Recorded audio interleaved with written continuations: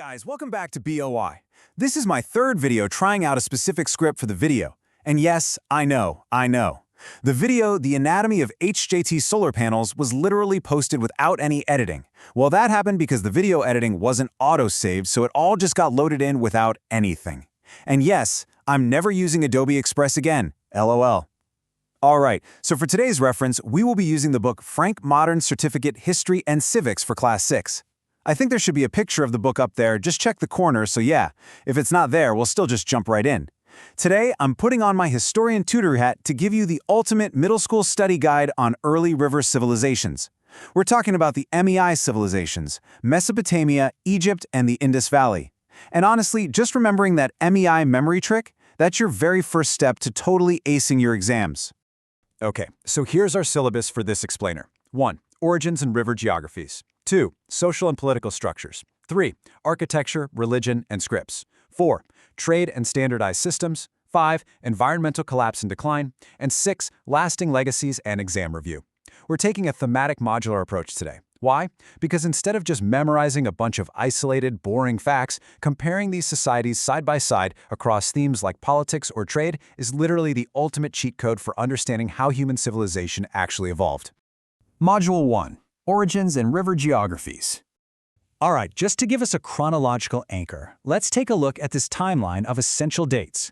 You'll notice how these three powerhouses developed roughly at the same time. Around 3600 BCE, we see cuneiform writing emerge in Sumer, over in Mesopotamia. By 3300 BCE, the Indus Valley civilization is taking root. And right around 3100 BCE, those independent city-states lining the Nile finally unite to form Egypt.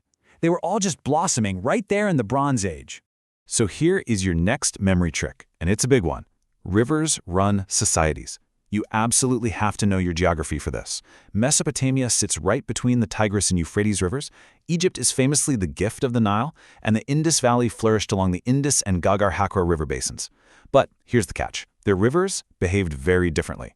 The unpredictable, honestly kind of destructive flooding in Mesopotamia made life super tense and difficult. In contrast, the Nile provided this reliable, gentle inundation that boosted agriculture and helped create a really stable, self-sufficient society. Module 2. Social and Political Structures. Now, I want you to think about how that geography directly shaped who was in charge. You'll want to memorize this high-yield comparison table. Egypt had a highly centralized government ruled by a pharaoh. Everything flowed from the top down. Mesopotamia, mostly due to its varied geography, was a collection of independent, isolated city-states with constantly shifting power dynamics. But the Indus Valley, this is where it gets really cool. Evidence actually points away from some despotic god-king and more toward a decentralized corporate rule. Basically, a mercantile elite focused heavily on egalitarian civic welfare. Pretty ahead of its time, right? Okay, you will definitely need this glossary term for your exam. The Code of Hammurabi. Created around 1780 BCE, it's an early set of over 200 codified laws for Mesopotamia. The crucial takeaway here is that examining these laws shows a society becoming heavily patriarchal, where women actually lost social standing over time.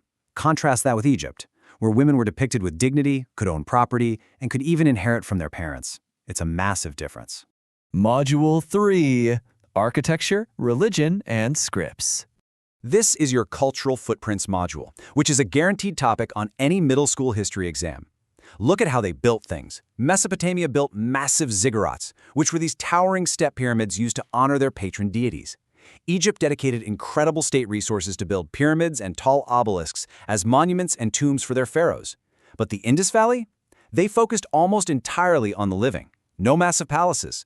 Instead, they built highly practical grid-planned streets and citadels, completely prioritizing public hygiene and civic order. Speaking of Egypt's whole focus on the afterlife, we gotta talk about mummification. Embalmers use natron, which is a salt compound, to draw moisture out from the skin tissue. The god of mummification was Anubis, the guy with a human body and a jackal's head. Anyway, here's a slightly gross but highly memorable fact for you.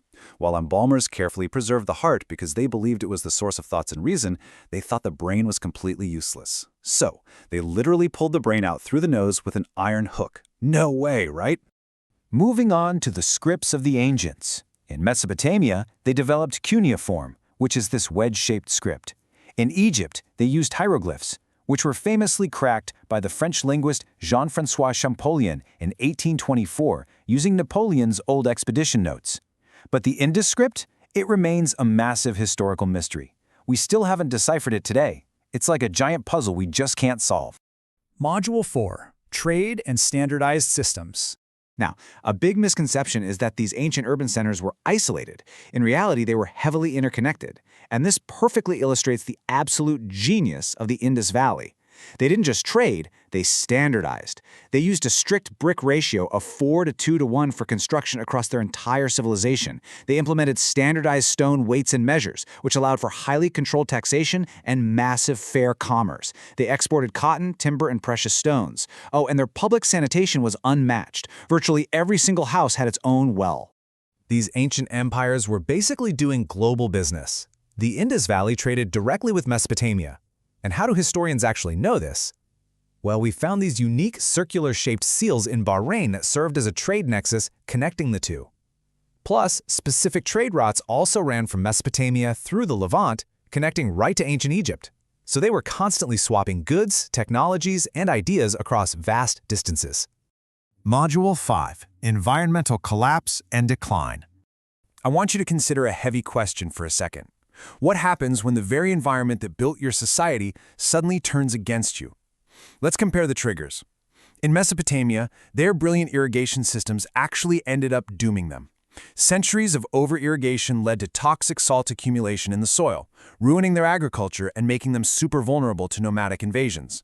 Meanwhile, the Indus cities were slowly starved out by shifting climates and devastating changes in their river's flow. It's just a stark reminder of how fragile human reliance on the environment really is. Module 6. Lasting Legacies and Exam Review. These empires might have fallen thousands of years ago, but the incredible modern impacts they left behind are literally everywhere. Let's wrap this up with some rapid-fire fun facts. We still use Mesopotamian math every single time we check a clock. They gave us the 60-second minute and the 60-minute hour. Oh, and they invented the wheel. The Egyptians revolutionized administration by inventing papyrus paper, and they gave us the 365-day calendar plus the cubit measurement. And the Indus Valley? Total engineering marvels. They carved 16 to 17 massive rock-cut water reservoirs at the city of Delavavira. Just incredible stuff. So I'll leave you with this final, provocative thought. We know so much about the wars and the kings of Egypt and Mesopotamia because we can finally read their words. But the Indus script remains totally locked to us. What secrets, what philosophies, and what histories of their uniquely peaceful, highly organized, civic-minded society are we still missing? Keep that curiosity alive, good luck on your exams, and I'll see you in the next explainer.